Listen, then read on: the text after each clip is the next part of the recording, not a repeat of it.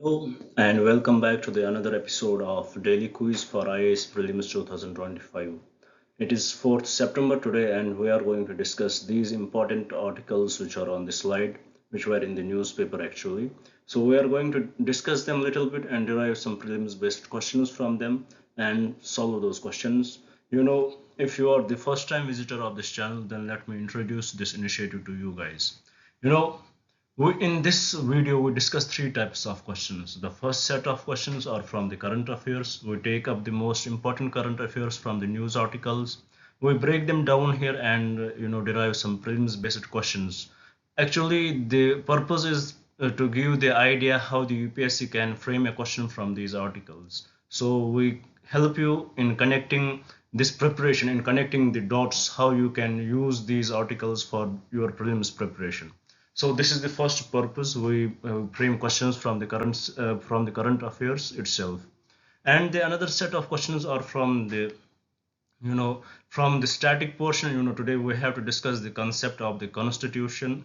We had already taken this static initiative here. Every day we discuss some important topic from our polity book. The first subject which we had taken from the static portion is Indian polity, and every day we discuss some important topic from the Indian polity, and the book which we refer for that is the Lakshmikant.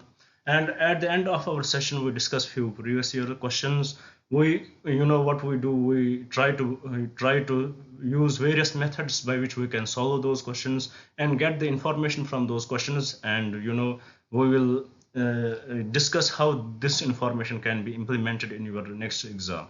So this is the whole purpose of this discussion here. Before we start our discussion, I would like to request you guys, please do write these questions somewhere. Please do note these questions. Develop your own question bank before your exams would be near, so that once your exams would be near, it will help you revise your current affairs as well, and also boost your confidence. you know it would be very much helpful for you, trust me on that.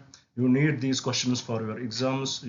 Maybe a direct question may not be asked from these questions which we discuss here, but there would be very much relevance when you will discuss them, when you will study them, when you will take concepts from these questions. It will definitely help you cracking your next prelims exam. So please do watch the full video and do write these questions. Or if you are lazy like me, do at least take the screenshot of these questions. Have some backup plan for your preparation.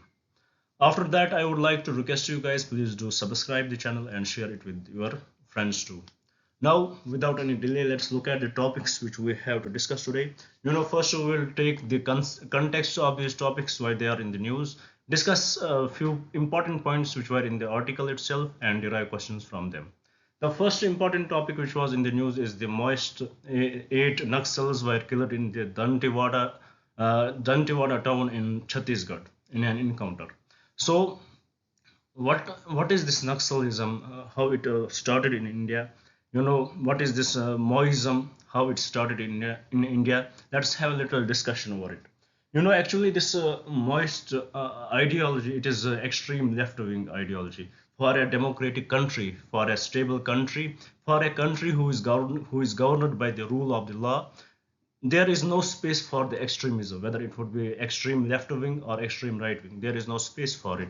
So how it started. It actually had its background to the China itself, when there was a civil war, when the republic, when the republic government was ruling there, and there was civil war against them. When this a person who rose to the power, who collected the people, and they started agitations against the government, and they came to the power. His name was something related to uh, um, you know Mao Zedong. His name was Mao Zedong. He became the leader of the China eventually, and he established this ideology of the extreme left wing. Then it shifted to our country also. It was adopted by our country also. Few of our citizens who were very much discontented with the government in our country, they adopted this ideology and started going against the government. What is the purpose of this Naxalism in our country? Why does it rose to this extent that we have to kill them. What is the why what is the reason behind it? Actually the main purpose, the ground, the root cause of this is the misgovernance from the government itself. These people, they are usually from the tribal areas. They are from those states which are given the least autonomy. They are from those states which are least developed. So there are various social evils or social issues with respect to these states, especially Chhattisgarh, Jharkhand and other states. Various inadequate governance is there. Because of that, this ideology rose up. They saw that how it was successful in China, and it was also implemented in India. And because of this rose up to that level that it started agitation in our country too. They led this Naxal rebellion. It was they started a armed struggle in Indian state. And because of that, multiple branches of it came up. People's war group was established in Andhra Pradesh and Orissa. And because of these Naxal extreme left-wing thoughts, there was various security issues in our country.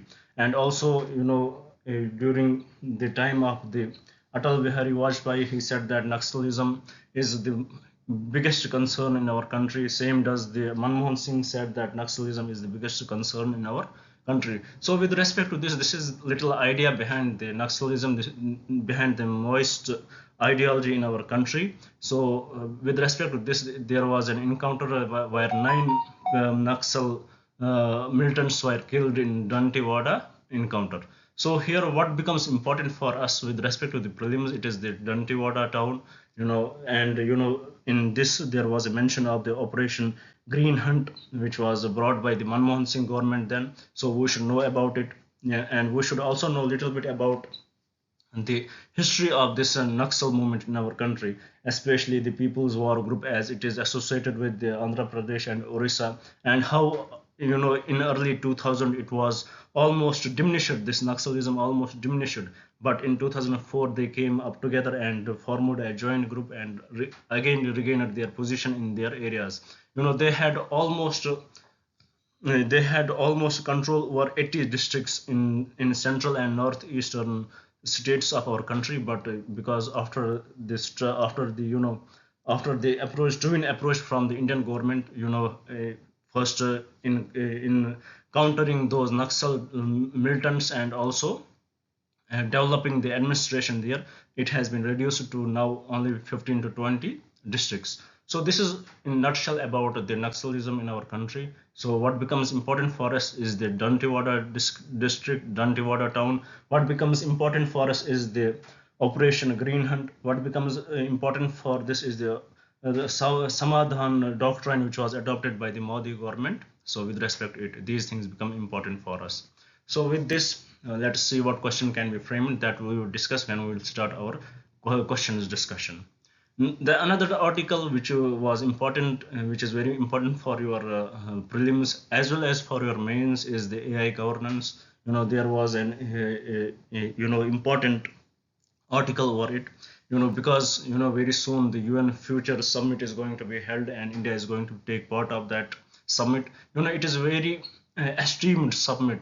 There are eyes are every eye is on it, that how India would approach, how other countries would approach.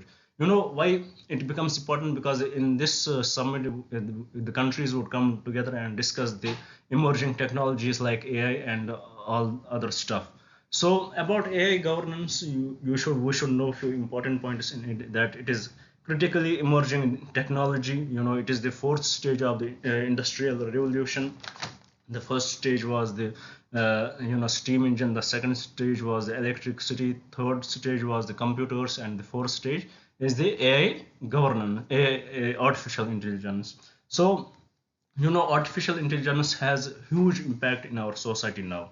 It is that instrument to which we will get attached in every way possible. It will impact our governance, it will impact our social life, it will impact our jobs, it will impact our economy. So it is very important for countries to come up with the plan of the governance come up with. It is very important for the international organizations to come up with respect to the governance of AI, because how much AI is important for us. At the same time, it can be very much dangerous in the world itself. It can lead to the various wars. It can lead to the various social evils in the countries. It can lead to the lack of jobs in the country. So it is very important to have a great governance with respect to it.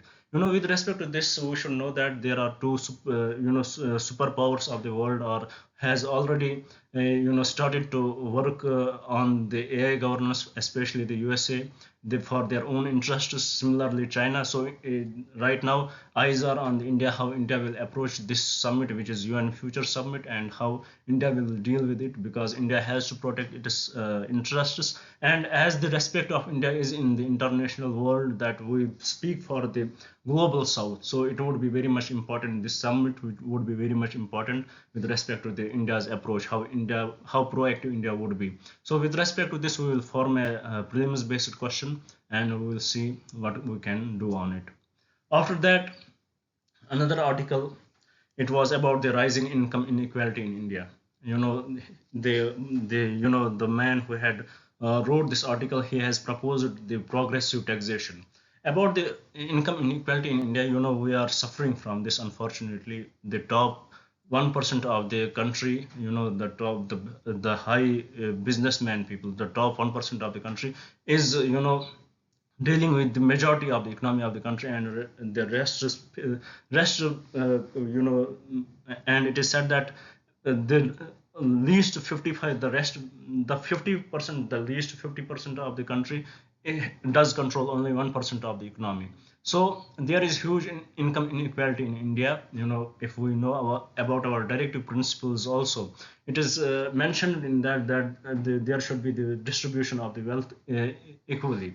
So it is the need of the time right now to go for the income, to go for the equality in the income, distribution of the wealth. But at the same time, you know we cannot restrict the people to become rich. We cannot restrict people to do their business. So there should be some laws to be bring in, some forms of the taxation which can be brought in by the government, by which this distribution, this income inequality can be reduced. So in this context, the author here mentions about the progressive taxation. He says that about the progressive taxation for the rich people, they should pay the taxes with respect to their income, so that amount of money can be used for the welfare of the people. So with respect to this, we will form a prelims based question. We will see where we can reach with respect to it.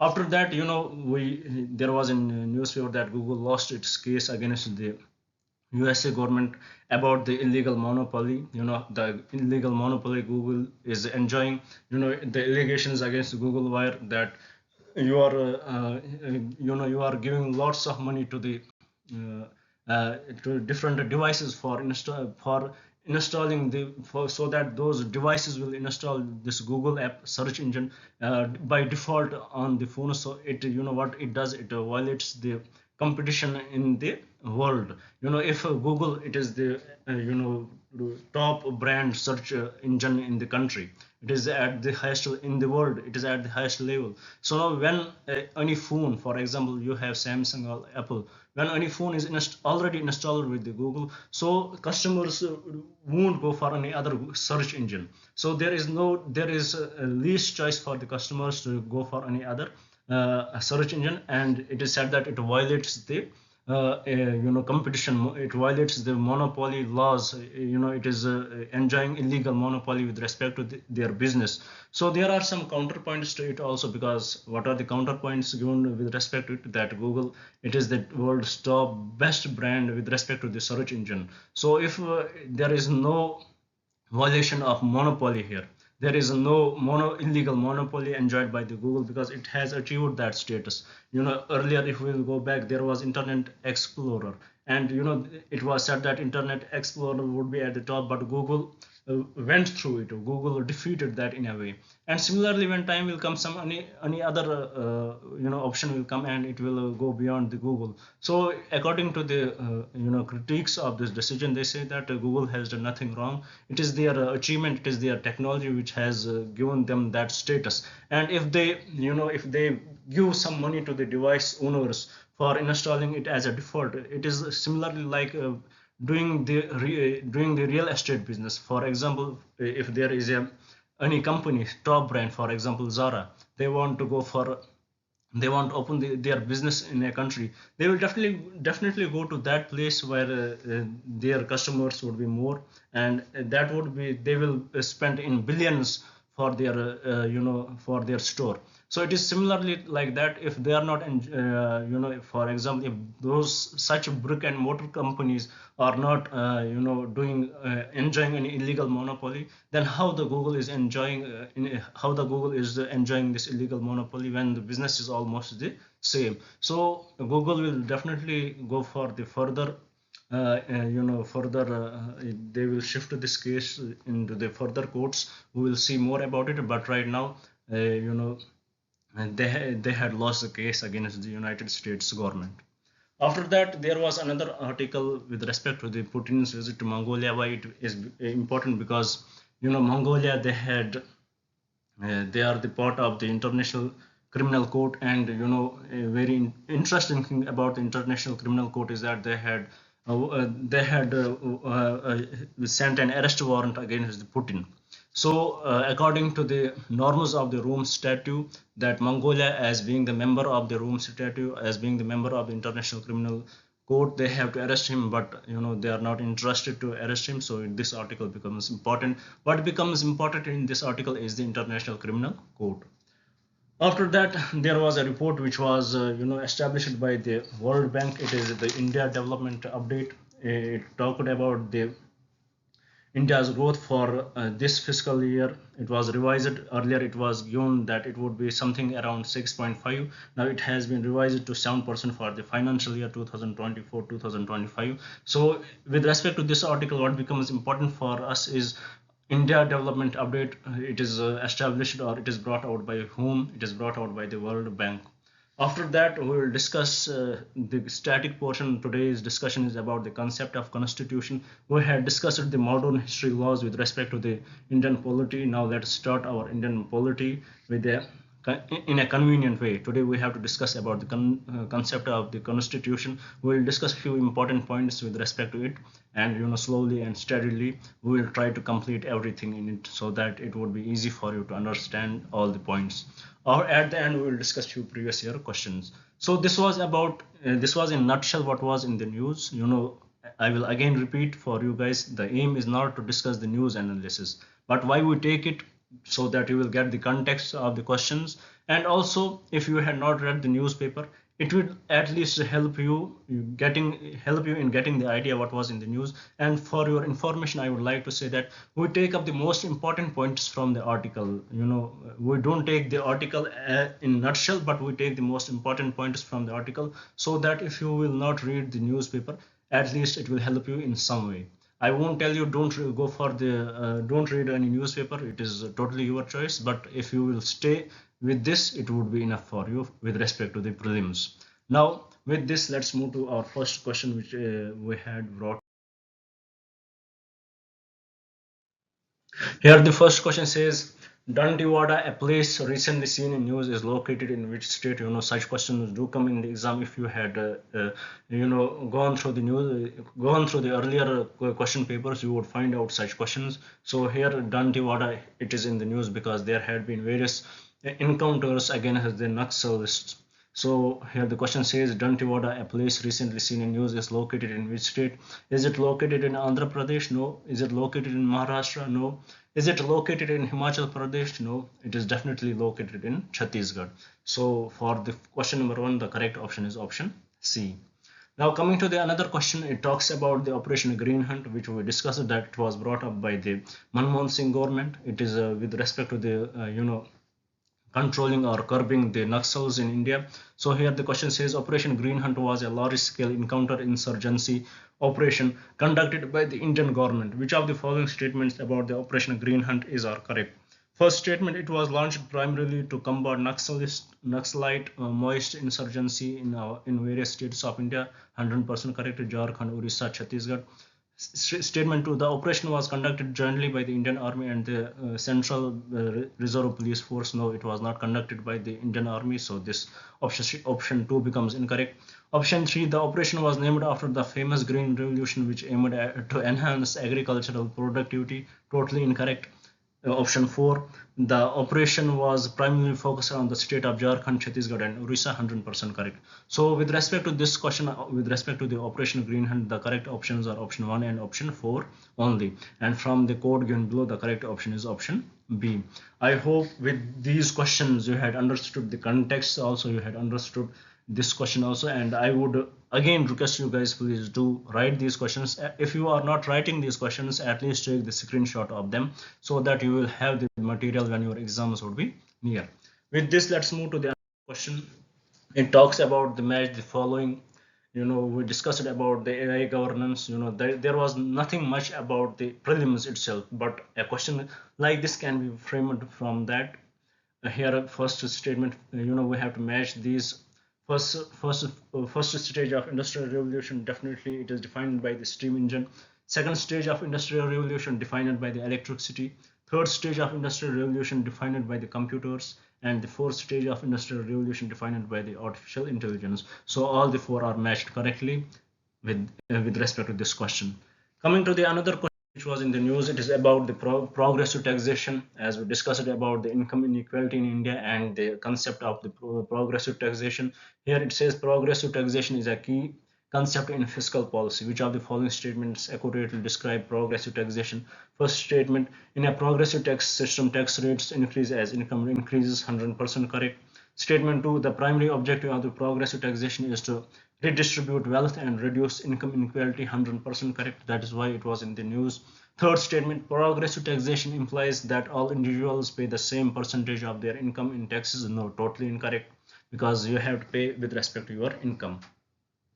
Fourth statement: progressive taxation is generally implemented through a flat tax rate applied to all income levels. No, this is also incorrect. So with respect to this question, the correct options are option 1 and 2. With respect to the progressive taxation, the correct options are option 1 and 2. And from the code given below, the correct option is option A. Now with this, let's move to the question which was in the news. It talks about which of the following authorities is responsible for regulating and controlling trade monopolies and ensuring fair competition in India. It is with respect to the Google enjoying illegal monopoly according to the USA. So according to the USA courts. So with respect to it, here we had framed a question: which of the following authorities is responsible for regulating and controlling trade monopolies and ensuring fair competition in India? Is it Reserve Bank of India? No. Is it Securities and Exchange Board of India? No. Is it Ministry of Commerce and Industry? No. Then what is the correct option? It is option 2, which is Competition Commission of India. And from this, the code given below, the correct option for this is option B, which is 2 only. It is Competition Commission of India, which is responsible for regulating and controlling trade monopolies and ensuring fair competition in India. So with this, and let's move to the another question. It is about the International Criminal Court. We discussed about the Russian president's visit to Mongolia, as he was ordered to be arrested by its members. So here is the question with respect to the International Criminal Court. Statement 1: the ICC is a permanent international court established to prosecute individuals for crimes such as genocide, war crimes, and crimes against humanity. 100% correct. Statement 2: the ICC operates under the auspices of the United Nations and has jurisdiction over all member states of the UN. Totally incorrect. It does not work under the UN nations. It in fact, the Rome Statute was established, which established the ICC, came into force in 2002. So it works under the Rome Statute. And coming to the statement 2 is incorrect. Coming to the statement 3, the Rome Statute, which established the ICC, came into force in 2002. 100% correct. Statement 4, the ICC can prosecute cases only when national courts are unwilling or unable to do so. No, they can prosecute whether they are willing or unwilling. So statement 4 becomes incorrect because there is an extreme option of only here. So statement 4 is incorrect, statement 2 is incorrect. So with respect to this question, the correct options are option 1 and option 3, and from the code given below, the correct code would be option B. Coming to the last question with respect to the current affairs here, it talks about the India Development Report was recently brought out by which organization? We discussed about it. It is not IMF, neither WTO, neither ILO. Then what it is the World Bank which has brought up this India Development Report. So know about it. Such questions do come in the exam. With respect to this, we had completed our daily discussion with the current affairs. We had driven some important questions from the current affairs. I hope you had understood it in very small amount of time. Now, now the turn is for the static topic, and today's discussion would be about the concept of constitution. Concept of constitution.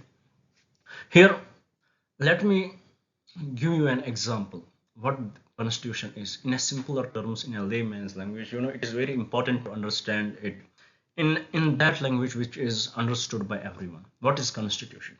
For example, I will give you an example. There is a community of people, maybe hundreds or 200 people are living somewhere in any desert, and they are if they start doing things by their own, by their natural instincts, there would be chaos there. They would do everything what nature demands from them. For example, there are tendencies of biological interaction, there are tendencies of hatred, there are tendencies of hatred becoming so extreme that you can go for the murder.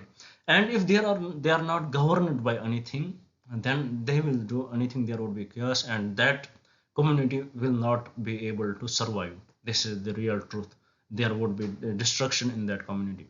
If we will take the example from the earlier times when people got that sense, from the earlier times, there was some head of the state. There always used to be some head of the state who will frame the rules for you, who will frame the rules for their people which they have to follow, who will frame the boundaries of their their land to which they will graze their animals. They usually used to be the grazers.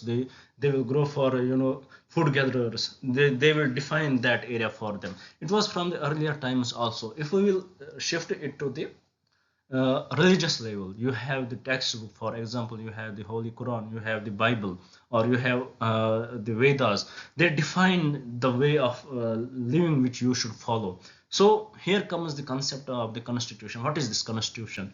It is that highest level of the law which is formed, which is framed for the people in the country, which is framed for everyone, whether it is the ruler of the country, whether it is the subject of the country. So this constitution, it is for everyone. It frames, it gives you the rules, it gives you the norms what you have to follow. It defines your it defines everything about you.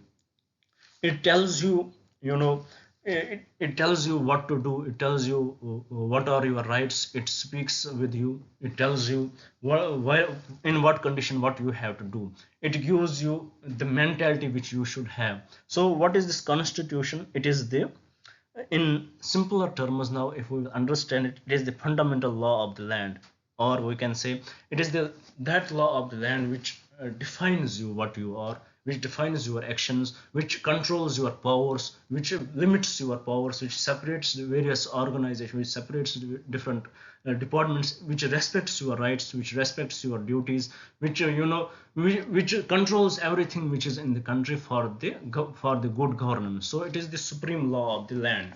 It is the supreme law of the land, or we can say it is the fundamental law of the land. It is the basic law of the country. It is the instrument of the government. It is said that it is also it is the instrument of the government. It is the rules of the state. It is the basic structure of the polity, or it is the ground norm of the country. So these are these fancy words by which the constitution is defined. So अगर हम इस बात को और समझना चाहेंगे, ये constitution क्या है? It defines you who you are. it defines, it gives you the rights, it gives you the protection. It is the basic law of the land. Constitution is basic law of the land. Here we are not discussing who has framed the constitution. That is not the point of discussion here. We will come to that. But what is this constitution itself? It is the basic law of the land which defines your powers, where what power should the governing people have, what are their limitations over it, what are your powers. It defines everything about it. It governs you in a best way possible.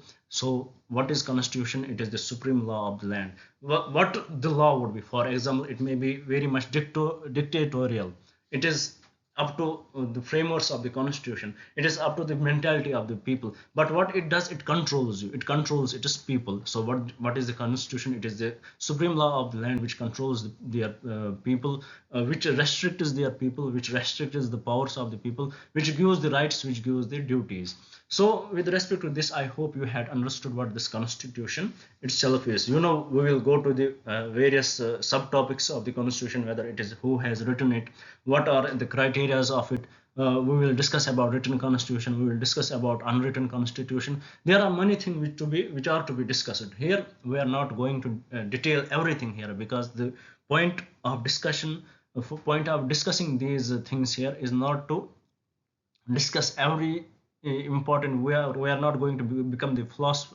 We are not going to become the philosophers in the constitution. The point is to understand it in a simplest way. The point of this discussion is to understand these topics in the simplest ways. So now the questions may come to your mind. Even though you had understood what constitution is something which governs you, which puts restrictions on you, which gives you the rights, which gives you the duties. Now what are the specific functions of the constitution? Now let's discuss what are the specific functions of the constitution. There is a constitutional scholar, namely Eliot Bulmer. He has given some of the functions of the constitution. If you look into the Lakshmikant book itself, these things are mentioned very specifically there. Now let's read them one by one so that you will understand them. The first function, according to the Eliot Bulmer, a constitution should have is it can declare and define the boundaries of the political community. As we discussed, it defines and declares the boundaries of the political community. For example, we in India, what are our boundaries? Up to what level we can roam freely? It defines that. For example, in Kashmir, up to Kalan Valley, we can move freely. That is our boundary. It defines that boundary for us. Second, it can declare and define the nature and authority of the political community. So it defines the nature and authority of the political community. For example, in our country, we believe in democracy. Our governance is governed by the democratic ideologies. So it defines that. For example, Pakistan also has constitution, but they define it in they believe in the Islamic rule. Similarly, USA has the constitution. They also believe in democracy, but their definition of the democracy is a little bit different from ours. So this is the constitution which defines it for you. Another function which is given by the Eliot Bulmer is that it can express the identity and the values of a national community. So it expresses the identity and the values of the national community. For example, we believe in secularism. So secularism, we believe in that every person is equal in our country. Our definition for the secularism is different. So is the case with the Pakistan. They believe that the identity of their country would be Islamic. They are they believe in Islamic religion. They believe that they should be known by the Islamic laws. Similarly, with respect to the USA, they also believe in they have the democratic this identity. They have the democratic identity. They believe in different ways. Their definition of secularism is different. So what does the constitution do to you? It can express the identity and the values of a national community. And also another function given by the Eliot Bulmer about the constitution is that it can declare and define the rights and duties of a citizen. Similarly, if we look at the fundamental rights which are respected by which are for the Indian people, maybe for the citizens as well as for non-citizens few. So it defines what are your rights. It defines what are your duties. We have fundamental duties. What we have to respect. So it defines this for an individual, for everybody in the country. Also, another function of it is it can establish and regulate the political institutions of the community. 100% correct. It can divide or share power between different layers of the government or sub-state communities. 100% correct. It can declare the official religion identity of the state and demarcate a relationship between the sacred and secular authorities, as is done by the Pakistan. They had declared their official religion as Islam, but for us, our we don't have any official religion. Our we believe in the extreme secularism. So it is the constitution which defines everything about the country. It is not, what, there is one important misconception about the understanding of the constitution. That's that we call only that book, only that rule book as the constitution, which respects the democratic principle, but it is very much independent of that. Constitution is not something related to the democracy. Constitution, it is the rule book, it is the supreme law of the land. It may respect the democratic principles or it may not respect it, but constitution contains everything in it. It may respect, it may not respect. It may believe in secularism, it may believe in a specific religion. So these are the features, these are the functions of the constitution. Now, further, what are the qualities of the constitution? There are some qualities or characteristics of a good constitution. So what are those? Brevity. First one is brevity. What is this? A constitution should be precise and should not contain unwanted provisions. A lengthy constitution with too many details creates confusion in the interpretation of its clause. So it should be very much precise. It should be, up to the point. There should be no unwanted provisions. So one of the quality of the constitution is brevity. Another is clarity. A constitution should specify its provisions in clear terms. A complicated language would reduce the degree of its understanding. There should be no, the constitution should be very much understood to everybody. अगर किसी constitution में, if there is more complicated language in a constitution, then it becomes very much ununderstandable to the common people. So there should be clarity with respect to the language used in the constitution. It should be very much clear for everybody. It should be understandable. There is one of the allegation against the Indian constitution, that it is said that our constitution is the heaven for the lawyers, that the language used by in our constitution is so elite that even local people or even the common people are not able to understand it. So it is said that it is the heaven for the Indian lawyers. It is heaven for the lawyers. Another feature of this constitution is the definiteness. A constitution should contain a definite meaning for its provisions. The ambiguous and different meanings would increase the discretion of the judges in their interpretation. So the constitution should be very much clear. It should be very much definite. There should be no reason for that different judges will take different interpretations about the same provision. For example, we have Article 21. It is very much clear, right to life and liberty. So there is nothing which judges can interpret from it, that its meaning is something different or its meaning is something different. But there are some provisions for which the judicial interpretation differs in various cases. We had seen that. So the constitution should be very much definite. It should be very much. It should have the definiteness in it. Another feature is it should be very much comprehensive. There should be comprehensiveness there. A constitution should be comprehensive in laying down the powers of the government as well as the rights and duties of the citizen. So it should clearly define what are the powers of the government, what are the rights and duties of the citizen. It should respect the suitability. A constitution should reflect the needs and aspirations of the people. It must be suitable to the historical, socio-cultural, economical, and political conditions of the nation. There should be stability in the constitution. A constitution should facilitate political stability and should not allow easy tampering. This would strengthen the obedience of the citizens to the constitution, and also there should be there should be adaptability with respect to the constitution. Sorry, I fumble sometimes. I'm really sorry for that. So it should be there.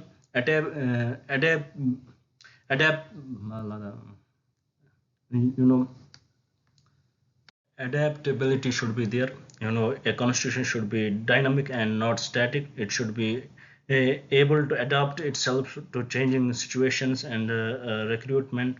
It should be a living document. So these should be these are some qualities of the constitution which it should have, of a good constitution which it should have. So with respect to this, let us see what previous question we can frame from this article. It says, which of the following are the qualities of the constitution? First, it should be brevity 100%, clarity 100%, definiteness 100%, and suitability 100%.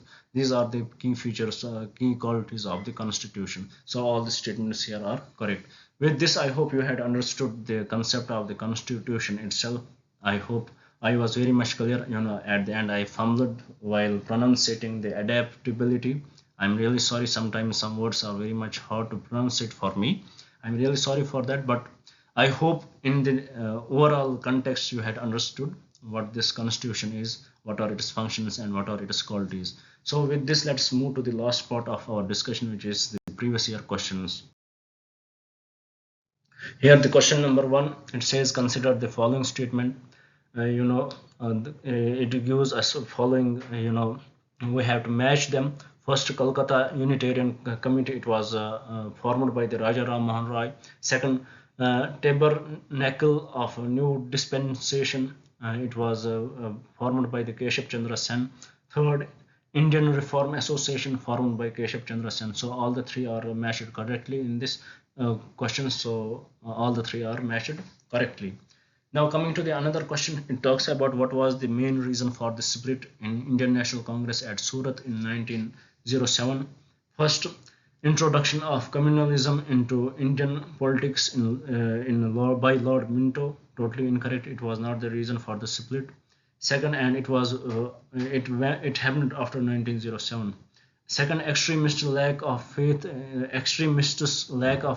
the capacity of moderates to negotiate with the British government. 100%. This was the reason for the split in the Surat. Third, foundation of Muslim League. No, this is not the reason. Fourth, Aurobindo Ghosh's inability to be elected as the president of India. Totally incorrect. So with respect to the second question, the correct statement is option B.